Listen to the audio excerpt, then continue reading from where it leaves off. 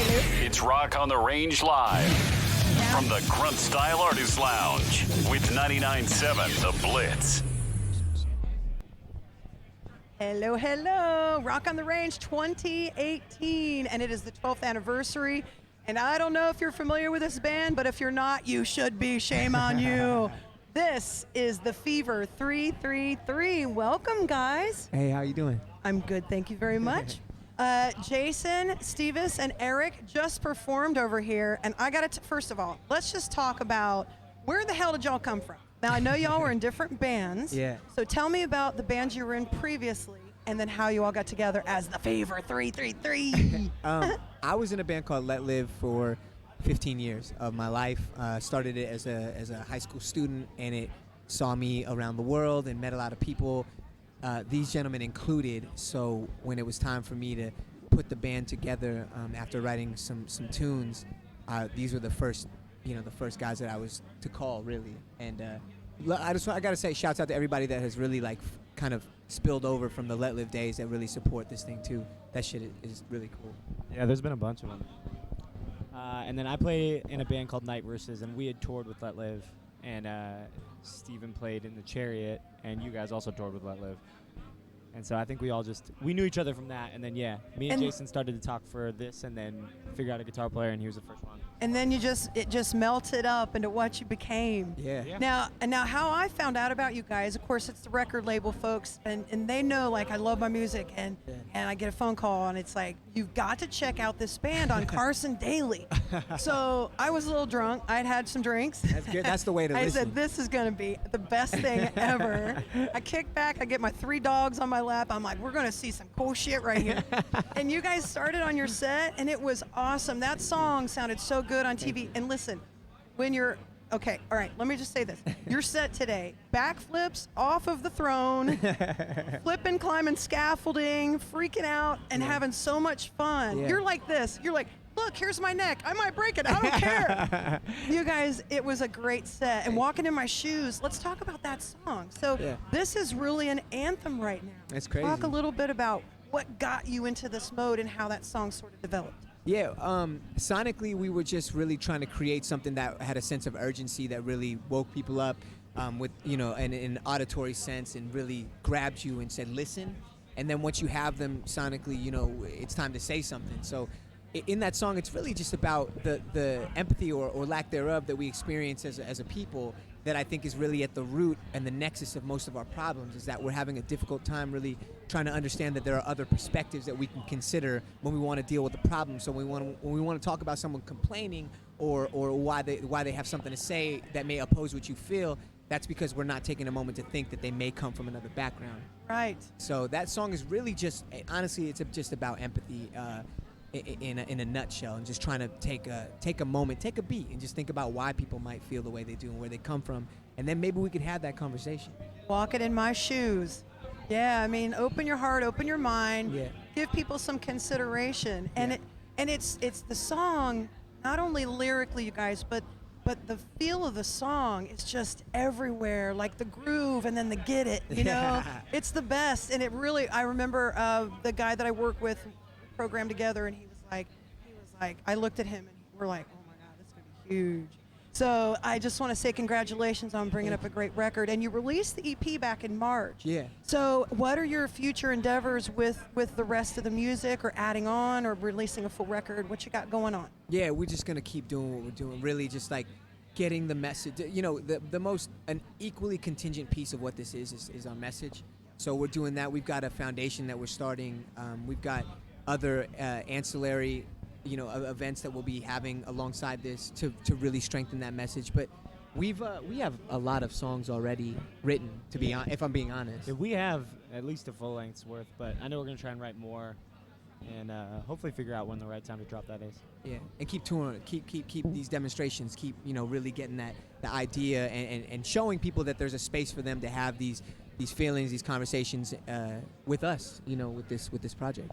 Now, you guys, when you go out and you do your shows and you come back and you've really touched the audience and everything, and you kind of need a place to sort of vibe and just sort of chill, maybe pull away and just get back into your center, what do you do? Like, where do you go? Do you have, each of you, do you have a are you into like I don't know, karate or anything like that? Do you like punch walls? Because I like to paint and punch walls. Hell so. yeah, that's cool. That's like some Jackson You Pollock think shit. I'm a nut job, don't you?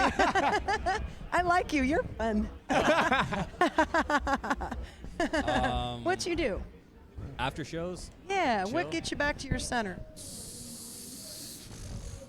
I don't know. I just kind of, walk off stage. I kick it. I sit on the couch, text my girl, chill, drink of And just- water, and pace just- around, walk around. Steve goes to a lot of hardcore shows, I go to- like yeah. probably more than the rest of us combined at this point. Yeah, maybe. Yeah, when I'm home, I just kick it. I chill. Like 30 minutes on stage, 30 minutes to an hour. That's like the wildest my life gets. Yeah, I chill all the time, all day, kick it. I have all these books, and I just like to just sit and read. Like, it's so funny because people think that I'm, really hyper, and I am.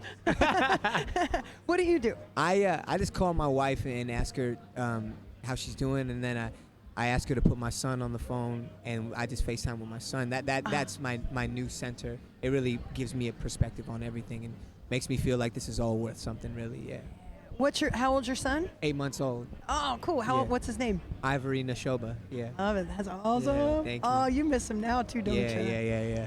Am I stopping you from going to FaceTime him right now? No, I already did. Thank you. Okay, though. okay, good. Because I was like, we will stop this because that has to happen. Family Thank first, you. my That's friend. sweet. And what do you do? What do you do to kind of get yourself sort of back into your thing? I try and do as much as I can. I don't know. I mean, every morning that I'm home, I skate. I draw for 2 hours a day. When I'm home, I drum for 5 hours a day. So tour is almost kind of weird for me because there's so much focused on one moment that it's kind of like you have to drive 10 hours, do everything else just to get ready for that.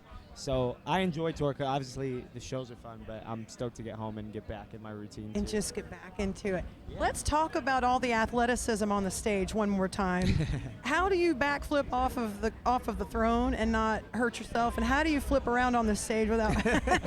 Because listen, I tried to climb up on our stage out there and I about broke my leg. I was like, come on now. I think we all come from those backgrounds, really. Like we come from, punk rock and hardcore, and in that sort of visceral environment. And also, Eric was like legitimately a gymnast, and I was just a kid who like wanted to learn front flips and back flips and skateboarding. So I did, and then it carried on onto the stage, and it's not really, we like make sure that it's not like some Cirque du Soleil shit. Like it's, it's not like that, but it's really just kind of enjoying the moment for myself personally. Yeah, I feel like we grew up on bands. Like, I'll never forget the first time I saw a video of At the Drive-In from Big Day Out, and I just felt like I had to watch that video over and over and over again because I'd never seen anything like it. And I think we're all really, really appreciative of the time that we get to be on stage, and that kind of takes over everything else. And the energy and what we do is just kind of like a byproduct of being excited for the moment. And you like each of you just give it everything. I mean, I've watched because this would be the first chance I was going to get to see you guys play live. Yeah. I've watched a lot of video and stuff, and I was like, man, there is some serious good stuff going on the stage. Thank you. I get exhausted just watching. The Fever 333, Jason, Stevis, and Eric, and you guys, man. So I always ask really quirky questions. So That's all right. So I'm just going to ask you one. I just pick weird stuff. Okay. Oh, this is going to be a good one.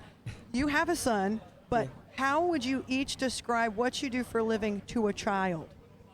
Hopefully, I would like to believe we're just out there really affecting the change that we want to give to posterity. Other than that, I mean, if I had to explain to my son right now, I'd be like, Daddy goes on stage and wilds out, and like, and tries to get people to listen to what he has to say ideologically and socially.